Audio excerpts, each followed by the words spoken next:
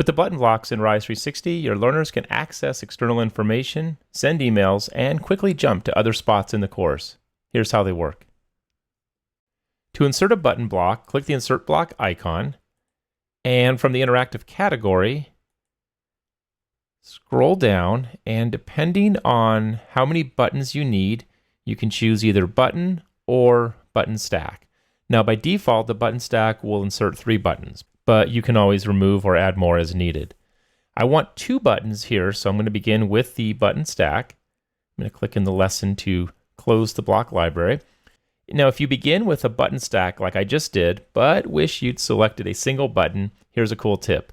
You can switch an existing block between single button and button stack by using the drop-down menu right here. So I can change it to button, and then there's my single button, or I need to change it back because I do need 2 buttons, and I can switch it back to a button stack.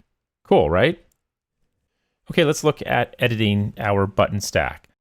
You can edit the heading and description in either the body of your block or over here under the edit options. So here we have the label, which currently reads go to location 1. Let's just change that to go. And then you can see that update is made over here in the actual button.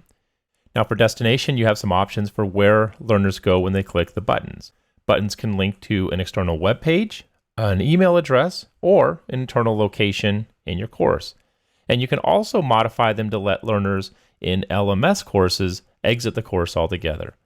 For this first button, I'd like to link to a web page, so I'm going to select that option.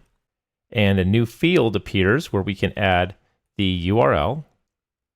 Okay, you get a little green check mark here when the URL, a valid URL, is entered. And I can update my description down here.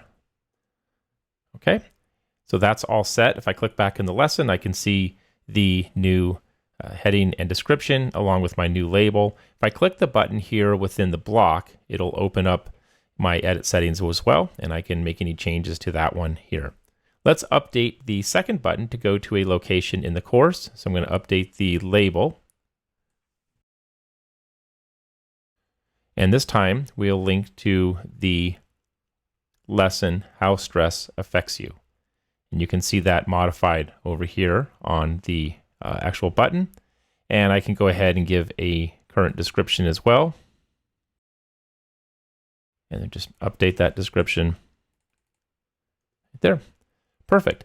Now, if you want to add additional buttons, you can do that by scrolling down, and we can choose to add more items, or we can remove any by hovering over the label and just clicking the trash can icon.